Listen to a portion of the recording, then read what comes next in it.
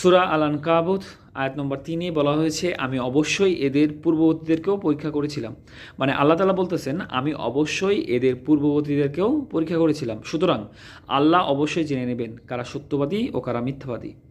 অর্থাৎ এটি হলো আল্লাহর একটি নিয়ম যা আদিকাল হতে চলে আসছে। সেই জন্য তিনি এই জাতির মুমিনদেরও পরীক্ষা নেবেন, যেমন পূর্ববর্তী জাতির নেওয়া হয়েছে। এই সকল আয়াত অবতীর্ণ হওয়ার কারণ সম্পর্কে যে বর্ণনা রয়েছে তাতে বলা হয়েছে যে সাহাবা রাসূল সাল্লাল্লাহু আলাইহি সাল্লাম এর নিকট মক্কার কাফিরদের অত্যাচার ও উৎপীড়নের কথা অভিযোগ করে দোয়ার আবেদন জানালেন যাতে আল্লাহ তাদের সাহায্য করেন। তখন রাসূল সাল্লাল্লাহু আলাইহি সাল্লাম বললেন, দুঃখ কষ্ট ভোগ করা ঈমানদারের ইতিহাসের একটি অংশ। তোমাদের পূর্বের কোন মমিনকে গর্ত খুঁড়ে তার মধ্যে দাঁড় করিয়ে করাত দিয়ে দুভাগ